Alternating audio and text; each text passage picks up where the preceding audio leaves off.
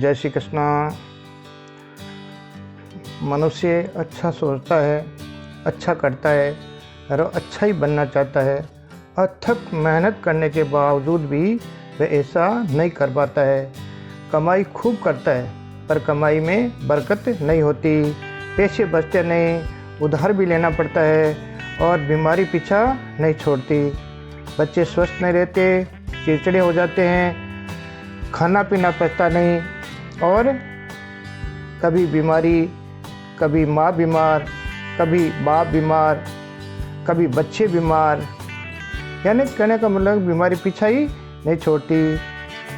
किसी के थाना तहसील, किसी के मुकदमा, कोर्ट कचहरी चक्कर लगाने ही पड़ते हैं। रोज़ रोज़ यात्राएं होती है, घर में कलह होता है, झगड़े होते हैं, अकारणीय पति पत्नी के बीच में मनमुटाव हो जाता है, बच्चे असंतुष्ट हो जाते हैं। सोचते तो अच्छा है परंतु होता उल्टा ही है। इसका क्या कारण हो सकता है? अगर विचार करें तो घर के अंदर पितृ दोष या वास्तु दोष हो सकते हैं। तो इसका निवारण अगर हो जावे तो घर में सुख शांति रहती है। मनुष्य जन्म लेता है तो कर्म के अनुसार उसकी मृत्यु तक कई तरह के ऋण, पाप, पुण्य साथ में रहते हैं, उसका पीछा करते रहते हैं।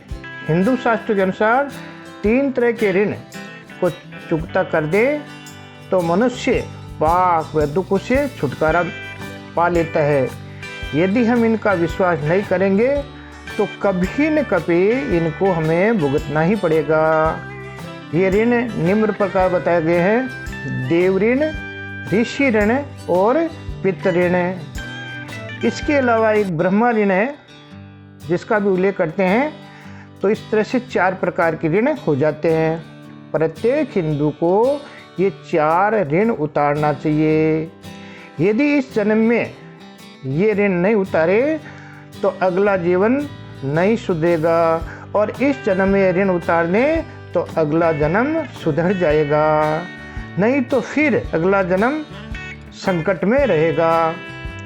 अतः मानव की नैतिकता, मानव का धर्म, मानव का कर्तव्य यही है कि इन ऋणों को इसी मानव जीवन में उतार दें, चुका दे, नहीं तो पशु के समान अज्ञानी ही है। क्यों उतारना चाहिए ऋण? ये ऋण नहीं उतारने पर 3 प्रकार के ताप उत्पन्न होते हैं: सांसारिक दुख, दैविक दुख और कर्म के दुख। सांसारिक दुख में जीव, प्रकृति, मनुष्य और उसके शरीर के कष्ट होते हैं। दैविक ताप में, दैविक दुख में ऊपरी शक्तियों का दुख होता है और कर्म के दुख में पिछले जन्मों के कर्म और इस जन्म के बुरे कर्म, उनके हमें दुख मिलते रहते हैं।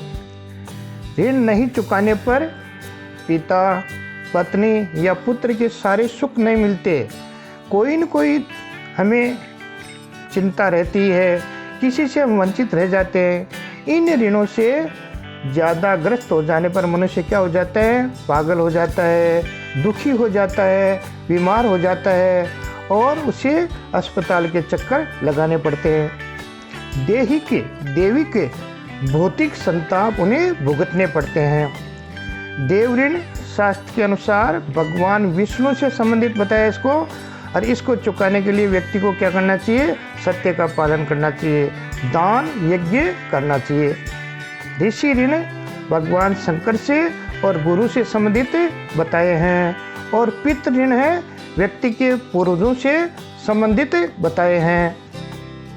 अब हम इनको विस्तार से देखें तो हमें परिवार में किस तरह से सुख और शांति मिले। सबसे पहले हम लेते हैं देव ऋण, जो कि भगवान विष्णु से संबंधित है। देव ऋण, इसको चुकाने के लिए व्यक्ति को सदाचार, सत्य का पालन करना चाहिए, दान व यज्ञ करना चाहिए। यानी ये धर्म के प्रति यदि कोई भ्रम फैलाते हैं, वेदों का विरोध करते हैं और आदि कार्य से ये ऋण बढ़ता जाता है। तो एक गृहस्थी को इसका क्या उपाय करना चाहिए कि रोज सुबह विष्णु कृष्ण या हनुमान जी में से किसी एक का पूजन करें। या तो वो विष्णु भगवान का कर सकता है, कृष्ण का कर सकता है और हनुमान जी का पूजन कर सकता है। उनके मंत्र बोले, उनका चालीसा है वो पढ़ें और उनका पाठ करें, पाठों का जाप करें। यानी हनुमान चालीसा का तो हनुमान चालीसा का पाठ करो, विष्णु पुराण का करो, कृष्ण का करो, लेकिन किसी एक को हम आराध्य देव मान करके उसका रोज निरंतर अध्ययन करना, पाठ करना चाहिए। माथे पर चंदन का तिलक लगावें, सात्विक भोजन करें, दान करें और संध्या वंदना करें। सुबह शाम और दोपहर में प्रभु को याद करें। इस तरह से करने से क्या होता है कि एक गृहस्थी का यह देव ऋण उतर जाता है। दूसरा है ऋषि ऋण, जो भगवान शंकर व गुरु से संबंधित बताते हैं। इसको चुकाने के लिए व्यक्ति को क्या करना चाहिए? वेद, उपनिषद और धार्मिक ग्रंथ पढ़ने चाहिए, उनका अध्ययन करना चाहिए। दूसरे लोगों को भगवान के अवतारों का वर्णन करना चाहिए, धर्म का प्रसार करना चाहिए। तो इस तरह से क्या होता है, ऋषि ऋण उतर जाता है। एक गृहस्थी को क्या करना चाहिए इसकी मुक्ति पाने के लिए? कि वो रोज गीता का पाठ पढ़े। गीता का जो 18 अध्याय है उनमें से एक अध्याय या पूरा नहीं करे तो आधा या कुछ श्लोक भी रोज वो पढ़े। भागवत है उसका एक पाठ जरूर करें। रामायण का कुछ चौपाइयाँ जरूर पढ़ें। मन व शरीर को शांत रखें, शांति बनाए रखें। ललाट पर घी या चंदन का तिलक करें। धर्म का अनुसरण करें और शरीर, मन, घर को साफ रखें। शरीर को साफ रखने के लिए स्नान करते हैं, शुद्ध कपड़े पहनते ही हैं। मन को शुद्ध रखने के लिए भजन, कीर्तन, पूजा पाठ और संध्या वंदना यानी भगवान के कार्यों में लग जाना चाहिए, तभी मन पवित्र होगा।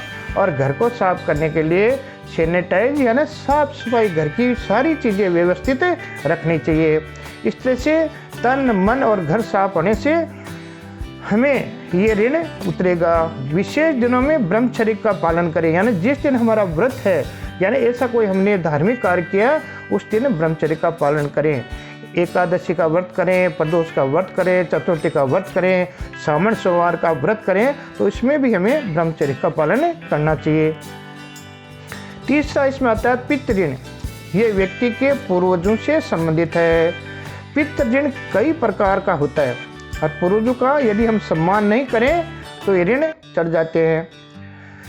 सबसे खतरनाक बताया गया पितृ ऋण को। जन्म से मृत्यु पर्यंत इसका भार बढ़ता ही जाता है। कर्मों का, अपने माँ का, अपने पिता का, अपनी आत्मा का, अपने भाई का, अपने बहन का, पत्नी का, बेटे का ये ऋण सम्मिलित होता है, जो एक दूसरे के कर्मों से संबंधित होता है। व्यक्ति नास्तिक व धर्म विरोधी होने पर ये ऋण चढ़ता है। जीवन में संघर्ष, व्यापार, नौकरी में रुकावट आदि आदि इसमें आते रहते हैं। यदि ऋण नहीं चुकाएं और घर छोड़ दें, त्याग कर दें और संन्यास ले लेवें या जब तब करने लग जावें, तो ये ऋण यदि हम नहीं चुकाते हैं तो मुक्ति नहीं मिलती। तो एक गृहस्थी को क्या करना चाहिए? पितृपक्ष में तर्पण करें, यानी जब भी उनका पितृपक्ष आवे तो उसमें हमें तर्पण करना चाहिए, यानी तिल, जौ और डाब से उनको जल देवें। श्राद्ध करें, वर्ष में जो उनकी पुण्यतिथि आती है उस दिन, और जो श्राद्ध पक्ष है उसमें उनका श्राद्ध करना चाहिए। घर का वास्तु दोष ठीक करना चाहिए। हनुमान चालीसा का नियमित पाठ करें। संतान उत्पन्न हो जाने से भी ये ऋण उतर जाता है। अनेक नाम से, यानी उनके नाम से जो पितृ हैं, नाम से दान पुण्य करें। जल, अन्न, वस्त्र का दान करें। छाता, जूते, चंपल गरीब को देवें।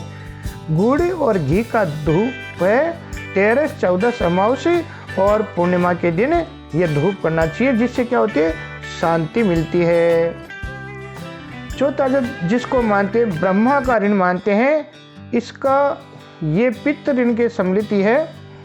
लेकिन ये ब्रह्मा का कर्ज है। जैसे किसी प्रकार का यदि हम भेदभाव करते हैं, छुआछूत करते हैं, युद्ध करते हैं, हिंसा करते हैं, अशांति करते हैं, तो ये ऋण चढ़ता है एक मनुष्य के ऊपर। इसे पृथ्वी ऋण भी कहते हैं। ये कुल धर्मों को छोड़ने पर होता है, यानी अगर धर्म को छोड़ करके आडंबर आदि करते हैं तब यह जाकर के होता है। तो इसका उपाय गृहस्थी को क्या करना चाहिए? किसी व्यक्ति से घृणा नहीं करें, भेदभाव न रखें, और सभी ऐसा सोचें कि भाई भाई हैं, सभी भारतीय हैं, सभी ब्रह्मा के पुत्र हैं, सभी मनु पुत्र हैं। इस तरह का विचार करें, जिससे क्या है कि ये ऋण उतर जाते हैं। प्यारे भाई बहनों, ये 3 प्रकार के ऋण हैं। यदि ये हम गृहस्थी में रहते हुए इन ऋणों का ध्यान रखते हुए यदि हम पूजा पाठ करें, धार्मिक अनुष्ठान करें, दान पुण्य करें, तो ये ऋण उतर जाते हैं और गृहस्थी शांति से चलती है, सुख शांति से चलती है, और जीवन में आनंद ही आनंद आता है। ये मेरी बात अच्छी लगी तो इसको चैनल को सब्सक्राइब करें और शेयर करें। जय हिंद, जय श्री कृष्णा।